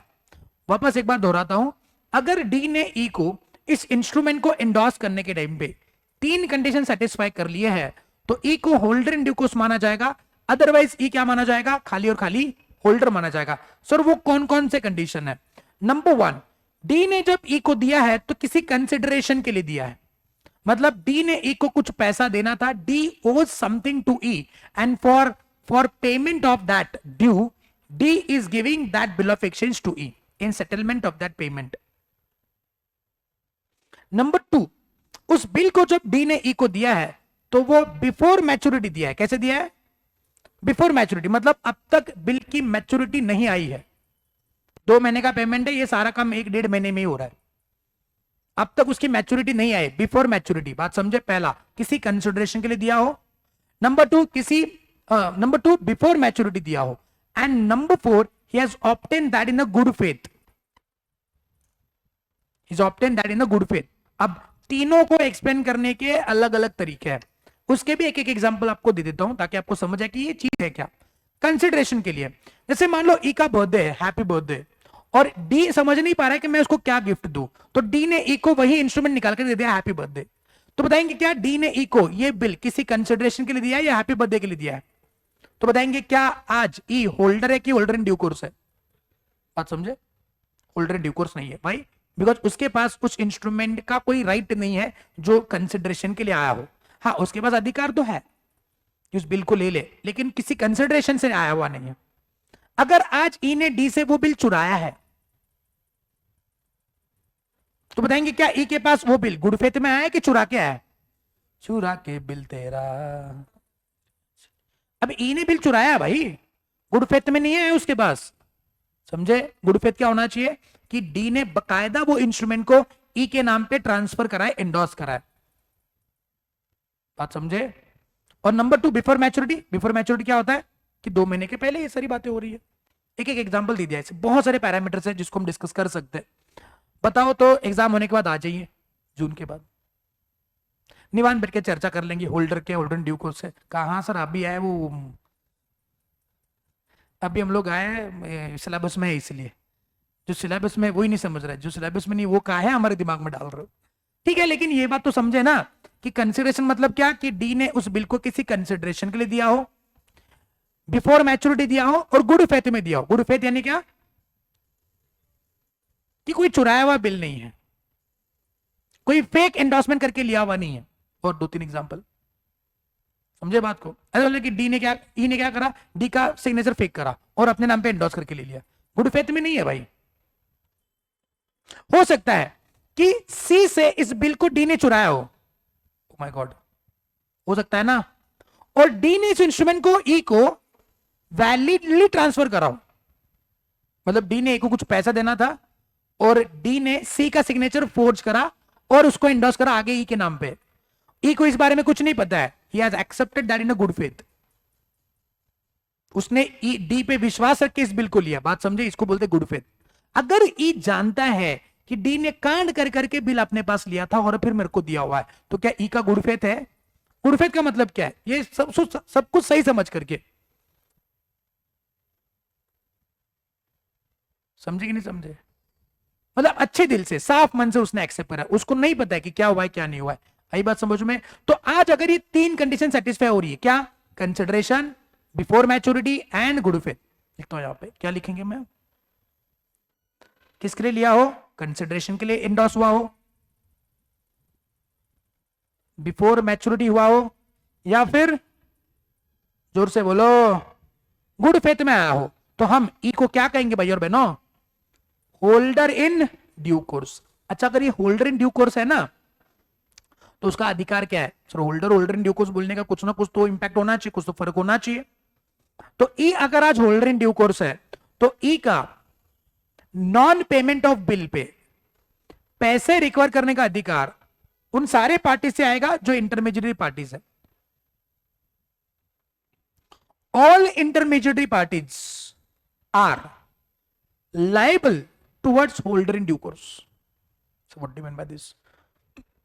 बताएंगे मुझको आज ड्यू डेट पे ई उस बिल को लेके किसके पास जाएगा, because B is the person who is primarily liable to pay. B ने कर दिया डिसऑनर, तो आप बताएंगे मुझको ई किसके पास जाएगा, ई किसके पास जाएगा, A B A C D. अगर आज E holder in due course है तो वो ए के पास भी जा सकता है, सी के पास भी जा सकता है, डी के पास भी जा सकता है। लेकिन अगर इन तीनों में से एक भी कंडीशन सेटिस्फाई नहीं हुई, मान लेते हैं कि डी ने ई को इंस्ट्रूमेंट दिया है आफ्टर मैच्योरिटी, पहले दिन पे किसी का डाउट था सर आफ्टर मैच्योरिटी वो डिसऑनर हो जाता है या फिर कुछ तो हो जाता है, कुछ ने कहा था कुछ, आई डोंट नो किसने कहा था, तो आफ्टर मैच्योरिटी भी निगोशिएट हो सकता है, बिफोर पेमेंट कहा था मैंने, याद है अगर आपको नहीं, आफ्टर मैच्योरिटी भी बिल निगोशिएट हो सकता है बट बिफोर पेमेंट हो सकता है। एक बार पेमेंट हो गया तो वो बिल डिस्चार्ज हो गया है कि नहीं। तो आफ्टर मैच्योरिटी डी ने ई को दिया, तो ई क्या है, ई होल्डर है। और अगर आज ई बी के पास उस बिल का पेमेंट मांगने के लिए चला गया, बी ने कर दिया मना, तो बताएंगे आज ई किसके पास जाएगा, ए सी या D. He can go to his immediate previous party जिसने उसको वो बिल दिया है। आज ना वो ए के पास जा सकता है ना सी के पास जा सकता है। सर फिर उसको पेमेंट डी ने भी नहीं करा तो, अरे फिर डी सी के पास जा नहीं सकता है क्या सी ए के पास नहीं जा सकता है क्या, जा सकता, लेकिन ई नहीं जाएगा भाई। ये बाकी लोग ए और सी क्या बोलेंगे, भैया तेरा और हमारा कोई संबंध, तू बस होल्डर है। होल्डर इन ड्यू कोर्स नहीं, holder in due course. Due course मतलब during the course of the operation of the bill he is the holder, holder in due course. बात समझे? चलिए एक अधिकार और बताओ दूसरा। मेरे अंदर का टीचर मेरे को बोल रहे कि और बताओ और बताओ और बताओ, ताकि बच्चों को कॉन्सेप्ट क्लियर है। और बताता हूं होल्डर इन ड्यू कोर्स के और प्रिविलेजेस क्या है। पहले तो सारी इंटरमीडिएट पार्टी उसको लायबल है, समझे कि नहीं समझे। नेक्स्ट, अगर मान लेते हैं सी ने इस बिल को डी को नहीं दिया है, डी ने इस बिल को सी से चुराया है, क्या गाना गाते हुए? अगर आज डी ने सी से वो बिल चुराया और अपने पास रख दिया और उसको ई को दिया, कैसे दिया? कंसिडरेशन के लिए दिया, बिफोर मैच्योरिटी दिया और गुड फेथ में दिया, तो ई क्या बन गया? ई क्या बन गया? होल्डर इन ड्यू कोर्स हुआ ना। अगर आज ई ने इस इंस्ट्रूमेंट को एफ के नाम पे एंडोर्स करा, तो जैसे ही कोई instrument holder in due course से गुजरता है तो वो इंस्ट्रूमेंट के सारे पाप धुल जाते हैं। मतलब आज डी ने सी से जो चुराया था बिल, वो सारे पाप धुल गए अगर वो इंस्ट्रूमेंट ई के पास आ गया। अब एफ को उसका गुड टाइटल मिल जाएगा। आज सी ये नहीं बोल सकता कि नहीं नहीं ये तो बिल मेरे से चुराया था, आज वो एफ के अगेंस्ट कोई चार्ज नहीं कर सकता, लेकिन वो डी के अगेंस्ट कर सकता है। यस, क्या हो जाएगा? एफ बी के पास जाएगा पेमेंट मांगने के लिए, बी मना करेगा क्योंकि सी ने बी को ऑलरेडी बोल के रखा हुआ है, ए को ऑलरेडी बोल के रखा हुआ है कि भैया मेरे से वो बिल चोरी हो गया है, प्लीज पेमेंट ना करो। बोलेगा नहीं बोलेगा? बोलेगा ना। तो एफ वो बिल लेकर बी के पास जाएगा। जैसे ही बी के पास चला गया, बी ने 100 नंबर को कॉल किया,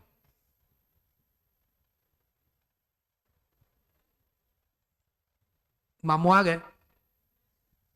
मामू ने एफ को पकड़ा, बोले गए किसने दिया बिल? हिला याद गया रही, इसने चुराए बिल। बोले मैंने नहीं चुराया, मेरे को तो ई ने दिया। बोले ई को ने उसको बोला, ई को बोला है। तेरे को किसने दिया? मेरे को डी ने दिया। अब डी पकड़ा जाएगा। डी को बोला तेरे को किसने दिया? उसको लो अंदर भाई। ई और एफ निकल जाएंगे। क्या C is liable to pay to F? The answer is yes. एक बार एचडीसी के हाथ से वो बिल गुजर गया, सारे सारे पाप धुल गए, बिल गंगा नहा लिया। बात समझे? ऐसे और बहुत सारे कांड है, इतना समझ लिए होल्डर इन ड्यू कोर्स का कॉन्सेप्ट और होल्डर का कॉन्सेप्ट क्लियर है। तो what is holder in due course? ऐसा पर्सन जिसके पास उस इंस्ट्रूमेंट का पोजेशन आया है फॉर कंसिडरेशन, बिफोर मैच्योरिटी और गुड फेथ, और इसको छोड़ करके बाकी सारे क्या? अब यहां पे एक बात लिखिए, holder of the instrument can not recover the amount access of the amount intended to be paid by signer. However, holder in due course can recover any amount on such instrument provided that it covered by the stamp fixed on the instrument. अब चलो इस right को भी discuss कर लेते हैं, क्या चीज है। आज मान लेते हैं ये इंस्ट्रूमेंट ब्लैंक इंस्ट्रूमेंट है। क्या इंस्ट्रूमेंट है? लिखा है pay me sum of rupees so and so, blank, बहुत पैसा मेरे पास, मैंने ब्लैंक बना दिया। ओके, किसको दे दिया? उसने किसी को एंडोर्स करा, उसने किसी को एंडोर्स करा, उसने किसी को एंडोर्स करा। आगे आज मान लेते हैं डी ने जब ई को एंडोर्स करा है, आज डी ने जो एंडोर्स करा है वो एंडोर्स करा है फॉर ₹3 लाख। कितने के लिए? लेकिन ओरिजिनल पार्टीज ए और बी ने बिल बनाया था 2 लाख के लिए, लेकिन लिखा नहीं था। हो सकता है ना? हो ना मेरे साथ? आज जब ओरिजिनल ट्रांजैक्शन हुई थी 2 लाख का बना था, लेकिन अमाउंट लिखा था नहीं। आगे आगे एंडोर्स हुआ, डी ने अगर ई को एंडोर्स कराए तो 3 लाख के लिए कराए, बिकॉज डी ने ए को 3 लाख रुपए देने थे। आज ई होल्डर है कि होल्डर इन ड्यू कोर्स है?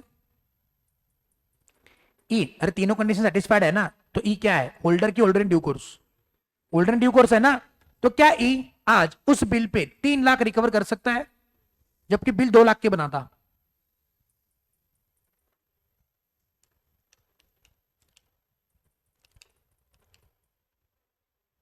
हाँ कि ना?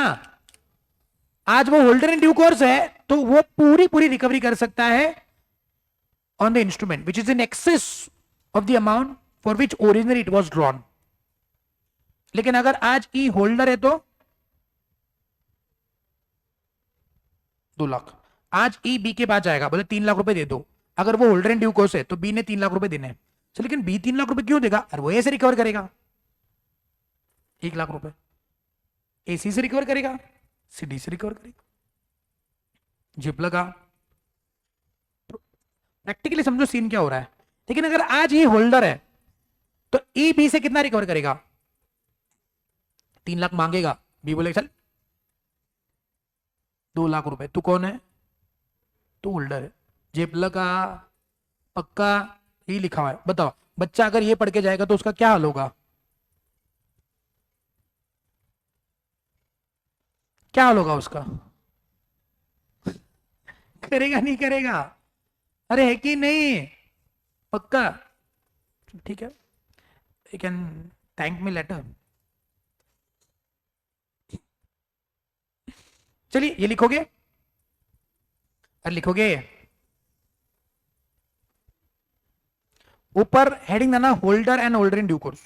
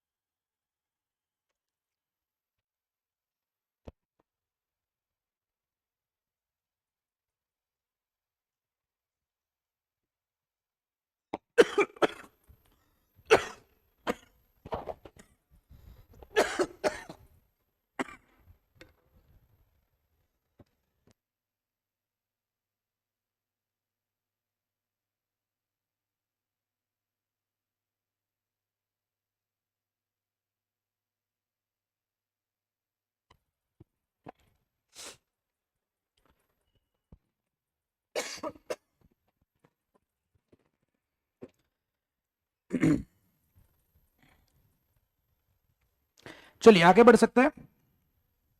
नाउ दो टॉपिक्स पेंडिंग है, एक है इनकोहेट इंस्ट्रूमेंट और एक है ambiguous instrument. See friends, what is inchoate instrument? Inchoate instrument का मतलब होता है ऐसा इंस्ट्रूमेंट जो इनकम्प्लीट है इन सर्टन रिस्पेक्ट, जैसे the drawer, maker, acceptor, endorser may sign and deliver the instrument to the another person. देखिए बहुत इंपॉर्टेंट चीज बता रहा हूं मैं तुमको। आज इंस्ट्रूमेंट को वो साइन करेंगे और डिलीवर करेंगे to the another person in the capacity leaving the instrument either wholly blank or having written on the word incomplete. Such instrument is called as an inchoate instrument. This is the power, this gives the power to its holder to make it complete by writing any amount either within its limit specified therein or within the limit specified by the stamp affixed on it. The principle of this rule of an inchoate instrument is based on the principle of estoppel. What do mean by this? दो चीजें याद रखना है। पहले तो instrument को sign और deliver करना होगा, ये सबसे पहली बात। आज मैंने एक बिल ऑफ एक्सचेंज या प्रॉमिसरी नोट का एक फॉर्मेट कहीं से किसी स्टेशनरी शॉप से मैंने ला करके रख दिया। अब इसमें कुछ भी नहीं लिखा है, लिखा ना bill of exchange promissory note है, मान लो लिखा आई प्रॉमिस टू पे सम ऑफ रुपीज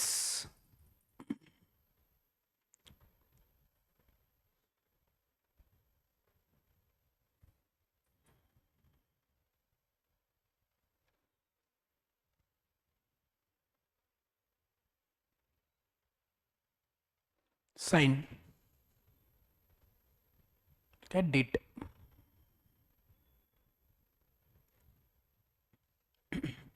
स्टैम्प के लिए जगह है। बताएंगे क्या ये इंस्ट्रूमेंट इनकम्प्लीट है? और कुछ भी तो नहीं लिखा है, कुछ भी तो नहीं लिखा है ना यहां पे, ये सही ब्लैंक है। क्या ये इनकोहेट इंस्ट्रूमेंट है?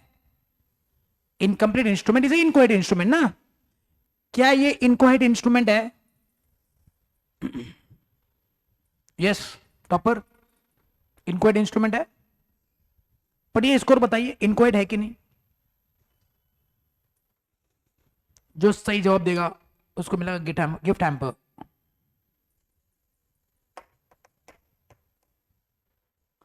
इनकोहेट है, क्यों? Very good. अरे सबसे इंपॉर्टेंट पे साइन होना चाहिए। अरे मैं ऐसे ही बना के किसी को दे दूंगा, इनकोहेट है क्या? उसका क्या वैलिडिटी है? मेरे पास अभी चेकबुक है, मैंने चेक काट करके आपको दे दिया, बताओ क्या करोगे उस चेक का? नथिंग बट द रद्दी। जब तक अकाउंट होल्डर का साइन नहीं होगा तब तक उस चेक को ट्रांजिट कैसे करोगे आगे? समझे कि नहीं समझे? तो सबसे इंपॉर्टेंट क्या होना चाहिए बोलो इसके ऊपर? साइन होना बहुत जरूरी। तो I will sign it, I will sign it. बाकी कुछ नहीं लिखूंगा, बाकी ना डेट लिखूंगा, ना किसको पे नहीं करना है वो लिखूंगा, ना अमाउंट लिखूंगा, ना वर्ड्स में लिखूंगा, ना कुछ करूंगा। हाँ स्टैंप लगाऊंगा जरूर।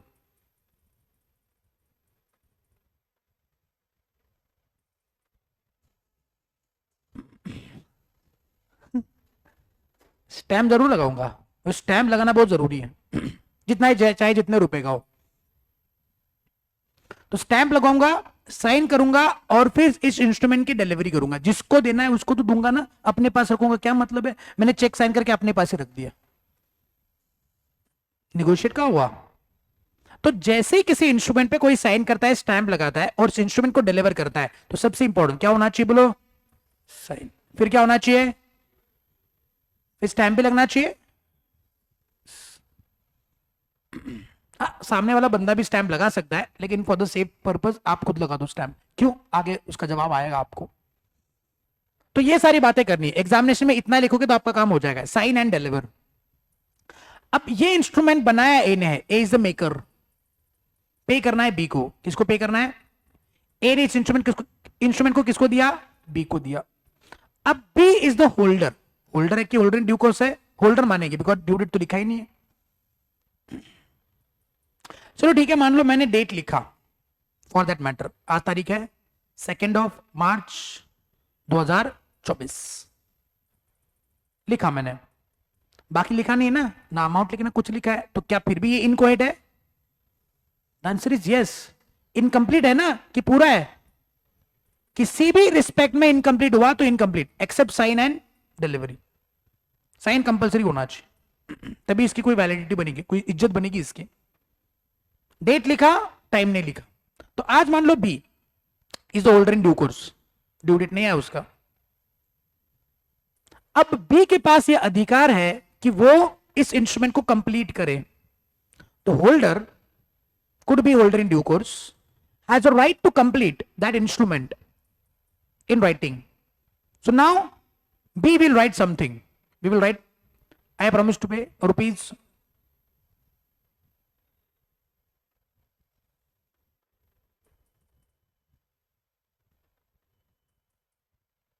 बताओ whether A is liable to pay to B rupees 2 crore. The answer is yes. ये 2 करोड़ रुपए किसने लिखे ऐसा मानेंगे, बी ने कि ए ने? ए ने लिखा ऐसा माना जाएगा ना, छिपला का। सो इनक्वायर्ड इंस्ट्रूमेंट मतलब ऐसा इंस्ट्रूमेंट जो इनकम्प्लीट इंस्ट्रूमेंट होता है कुछ रिस्पेक्ट में बस उसको साइन और डिलीवर करना बहुत जरूरी है। तो ऐसा इंस्ट्रूमेंट जो साइन भी होता है, डिलीवर भी होता है, और जो किसी रिस्पेक्ट में इनकम्प्लीट होते हैं, the holder has a right to complete that instrument. Holder is eligible to recover whatever amount return on the instrument.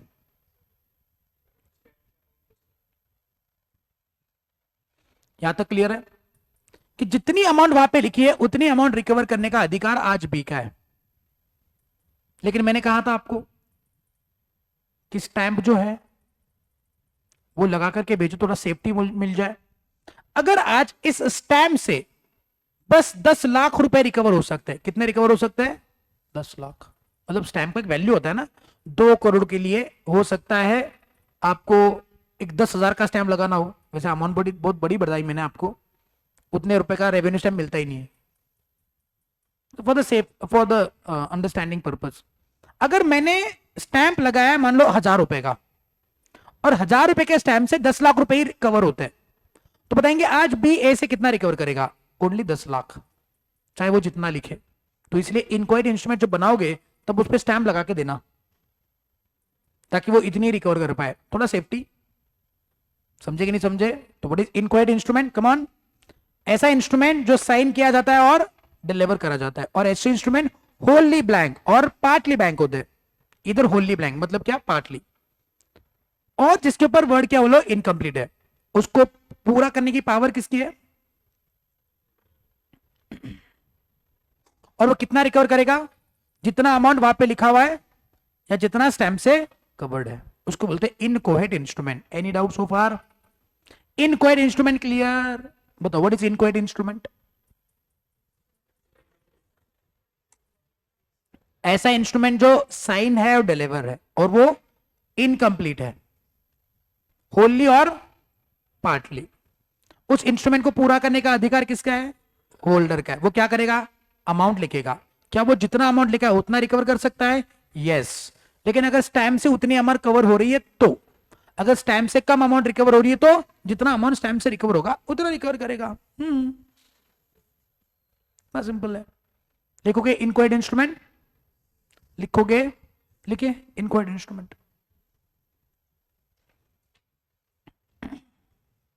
चलो एक काम करो, अपने से लिखो, देखते क्या लिखते हो।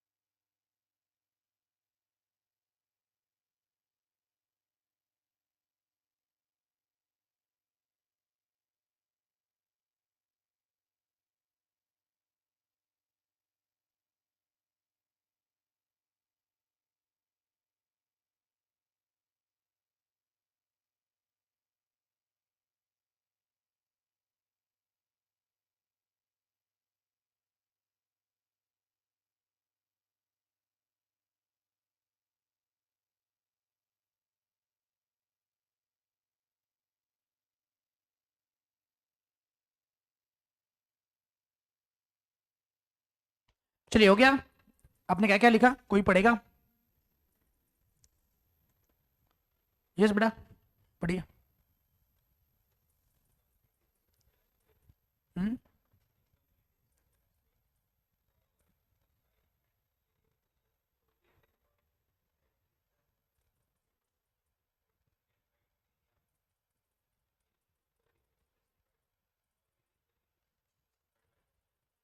वेरी गुड, ये बनाया आपने?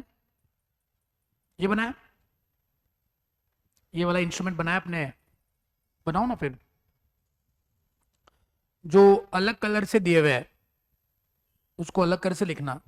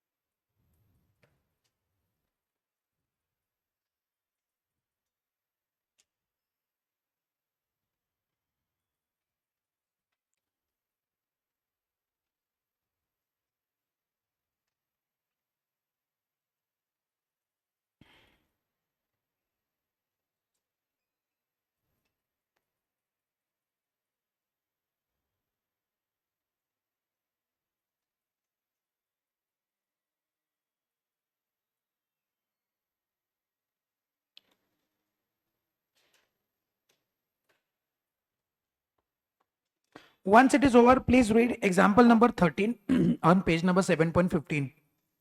Example number 13.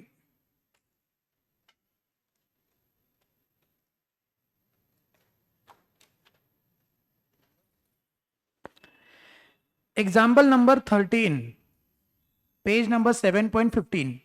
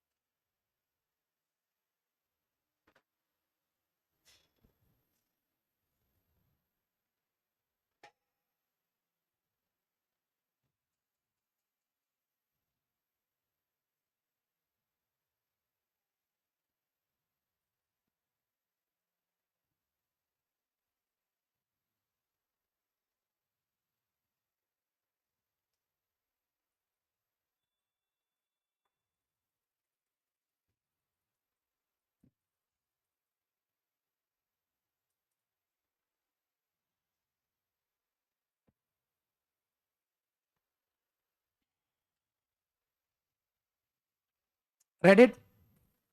Have you understood or any doubt in that? Understood? Understood? Simple एकदम। चलिए लास्ट टॉपिक पढ़ते हैं निगोशिएबल इंस्ट्रूमेंट एक्ट का, जिसको बोलते हैं एम्बिगुअस इंस्ट्रूमेंट। क्या बोलते हैं? अब एम्बिगुअस इंस्ट्रूमेंट का मतलब होता है कि आज किसी ने इंस्ट्रूमेंट बना दिया और उस इंस्ट्रूमेंट को हम ये समझ नहीं पा रहे हैं कि ये इंस्ट्रूमेंट एक प्रॉमिसरी नोट है कि बिल ऑफ एक्सचेंज है। एम्बिगुअस, समझ नहीं रहे, कंफ्यूजन है। लेकिन सर प्रॉमिसरी नोट में तो प्रॉमिस होता है और बिल ऑफ एक्सचेंज में तो ऑर्डर होती है, और प्रॉमिस करने के वर्डिंग अलग है। I can easily identify. मैंने लिखा पे मी और माई ऑर्डर, तो यू टेल मी ये प्रॉमिसरी नोट है कि बिल ऑफ एक्सचेंज है? बिल ऑफ एक्सचेंज है ना। या मैंने कहा आई प्रॉमिस टू पे यू, ये प्रॉमिस नोट है कि बिल ऑफ एक्सचेंज है? ये प्रॉमिसरी नोट है। So how can I can't bifurcate between promissory note and bill of exchange? I can easily. But लिखा है कि ऐसे इंस्ट्रूमेंट जिसको हम लोग समझ नहीं पाते हैं कि ये प्रॉमिसरी नोट है कि बिल ऑफ एक्सचेंज है, तो ये होल्डर के हाथ में है कि इंस्ट्रूमेंट को प्रॉमिस नोट माने कि बिल ऑफ एक्सचेंज माने। ऐसे इंस्ट्रूमेंट को बिल ऑफ, इसे इंस्ट्रूमेंट को एम्बिगुअस इंस्ट्रूमेंट कहते हैं। सर ऐसा कब होगा, कौन से केसेस में होगा? चलिए मान लेते हैं कि ए ने एक बिल बनाया बी के ऊपर, बी ने उसको एक्सेप्ट करके ए को दिया। ए ने क्या बनाया, बिल को ड्रॉ करा, बी ने क्या करा, उसको एक्सेप्ट करा। लेकिन बी जो है एक फिक्टिशियस पर्सन है। क्या बोलो, what is fictitious person? Fictitious मतलब वो एग्जिस्ट नहीं करता है। महेंद्र सिंह कोहली दुनिया में एग्जिस्ट नहीं करता है भाई, अरे है कि नहीं? तो आज अगर हमने ऐसा इंस्ट्रूमेंट बना दिया, क्या नाम है, महेंद्र सिंह कोहली, और जान के हैरानी हो जाएगी वो एक्सेप्टेड भी है, महेंद्र सिंह कोहली का सिग्नेचर भी है उसके ऊपर। आप मुझको बताओ ये कांड किसने किया होगा? ये कांड किसने किया होगा? रोहित शर्मा ने। अच्छा आईपीएल कब से शुरू हो रहा है? हाँ जी, क्या 22 मार्च? अपने करियर की चिंता है तो मत देखो। अगर करियर को ऐसे उड़ाना है तो हर रोज देखो, कुछ फर्क नहीं पड़ता है भाई उन लोगों को। वो लोग खेलेंगे नहीं खेलेंगे, उनका जो पैसा है वो पैसा है। और रोहित शर्मा को कैप्टनशिप से निकाल दिया, वो अपने लैम्बोर्गिनी में ही घर जाएगा। और तुमको अपनी टू व्हीलर पे घर जाना है। अगर अपनी टू व्हीलर को फोर व्हीलर बनाना है तो आपको उनकी मैच देखने से कुछ नहीं मिलेगा, आपको अपनी पढ़ाई करनी होगी, ये बात समझो, है कि नहीं? बस हम अपने आप में झगड़ रहे, नहीं नहीं त्याला काढायला ना पावता, विचारायला पाहिजे ना आधी। असं डायरेक्ट कसं बरं वाटतंय हो ते? यू दे हार्दिक पांड्या असा ट्रोल करतो बघ। हार्दिक पांड्या अपने यॉच में अपनी बीवी को लेकर घूमेगा या किसी और को लेकर घूमेगा, तुमको कुछ फर्क पड़ रहा है? मजे वो लूट रहा है, तुम खामगा परेशान हो रहे हो यहाँ पे बैठ करके, इसको कुछ फर्क नहीं पड़ता है भाई। तुम अपना अपना काम करो, अपना अपना पढ़ाई करो और निकल जाओ।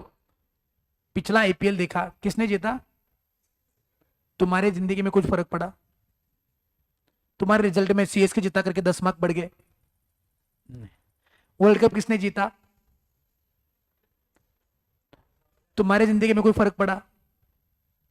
दुख हो रहा है, दुख को बाजू में रखो, अपना अपना काम करो, कुछ फर्क नहीं पड़ता है किसी का, चाहे जिंदगी में कुछ भी हो, तुम अपना अपना काम करो, ठीक है? चलिए, तो रोहित शर्मा ने करने दो, कुछ भी करने दो। यहाँ पे आएंगे, बताएंगे मुझको ये महेंद्र सिंह कोहली नाम का एक बंदा जिसका नाम लिखा एक्सेप्ट भी किया, ये कांड किसने करा होगा? किसने करा होगा? कौन है? अरे ए ने है ना, ये इसने ही करा ना, ये खुद ही बिल बनाता है, खुद ही महेंद्र सिंह कोहली का नाम लिखता है, खुद ही साइन करता है। अच्छा कहानी यहां पे खत्म नहीं हुई, आगे एंडोर्स भी करता है। अब सी नहीं जानता है कि महेंद्र सिंह कोहली नाम का कोई बंदा है या है नहीं है, एक्सेप्ट हो गया, अच्छा ठीक है मैं जाऊंगा ड्यू डेट पे। मेन वाले उसको पता चला, मोए मोए। हो गया उसका, मोए मोए हो गया उसका। बोला साला कोई बंदा ही नहीं है। अच्छा बात बताओ नाउ, सी क्या समझेगा, ये बिल ऑफ एक्सचेंज की प्रॉमिस नोट है। अगर ये बिल ऑफ एक्सचेंज समझे तो समझ ले, सी ए के ऊपर केस फाइल करे as a bill of exchange. लेकिन क्या वो प्रोमिसरी नोट की तरह भी ट्रीट कर सकता है? बिकॉज यहाँ पे ये सही माना जाएगा ना कि ए इज प्रोमिसिंग सी टू पे। ऐसी हुआ ना, ये बिल ऑफ एक्सचेंज जाने कि प्रोमिसरी नोट जाने, पेमेंट तो सी को ही करना है, बिकॉज बी तो पेमेंट कर ही नहीं सकता है, बिकॉज महेंद्र सिंह कोहली दुनिया में ही नहीं है। समझे कि नहीं समझे? तो अगर मान लेते हैं ये एक सीन है जिसके अंदर हम एम्बिगुअस इंस्ट्रूमेंट हो सकता है, कि अगर मान लेते हैं एक्सेप्टर या ड्रॉवी फिक्टिशियस पर्सन है, तो holder, who is holder, it could be holder in due course, हम होल्डर मानते हैं उसको। She is having liberty to treat the instrument as a bill of exchange और प्रॉमिसरी नोट, उस हिसाब से अपना अपना केस बना ले। हाँ अगर उसने एक बार उसको प्रॉमिस नोट माना तो वापस उसको बिल ऑफ एक्सचेंज ना माने। अगर उसने बिल ऑफ एक्सचेंज माना, सॉरी प्रॉमिस नोट माना तो बिल ऑफ एक्सचेंज ना माने, बिल ऑफ एक्सचेंज माना तो प्रॉमिस। एक बार डिसाइड कर ले तो इसको बोलना क्या है, ये प्रॉमिस नोट है कि बिल ऑफ एक्सचेंज है। बात समझे? सिंपल सिंपल, पक्का। चलिए फटाफट लिखिए इसको।